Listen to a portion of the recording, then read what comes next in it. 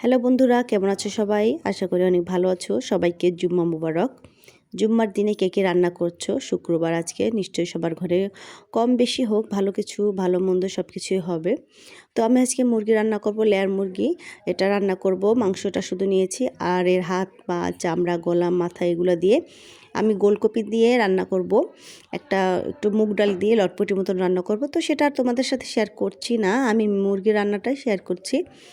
তো এই তো দেখো, এই মুরগিটা রান্না করতে এত বেশি সময় লাগে যে বাবারে বাবা, কি যে শক্ত। তবে এই মুরগিটা আমার মা খেতে এত পছন্দ করে, শক্ত হওয়ার কারণে মুরগিটা আমি আনি।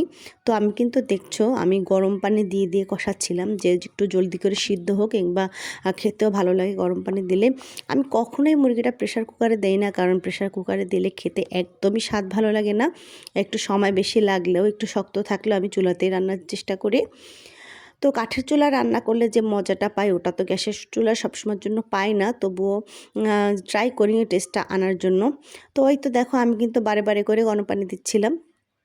4টা রসুনও দিয়ে দিলাম, ডিমগুলো দিয়ে দিলাম। এই পেটের মধ্যে অনেকগুলো ডিম হয়েছিল, ডিমগুলো আমি দিয়ে দিয়েছি। সব শেষে দিয়ে দিলাম পেঁয়াজ বেরেস্তা তুলে রেখেছিলাম, সেটাকে একটু চিনি মেখে দিয়ে দিলাম। চিনিটা দিয়ে দিলে আমাদের ঘরে ভীষণ ভালো লাগে সবাই খেতে।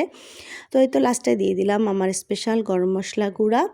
তো এই তো আমার রান্না শেষ। তোমাদের সাথে কথা বলতে বলতে আমার রান্নাটা তো তোমরা দেখেই নিয়েছো। তো প্লিজ চ্যানেলটি সাবস্ক্রাইব করে দাও, আমার পাশে থাকো। এই তো দেখো কতটা লোভনীয় হয়েছে রান্না। এরকম সুন্দর সুন্দর আরও রান্না দেখতে চাইলে আমার পাশে থাকো এবং একটি লাইক করো।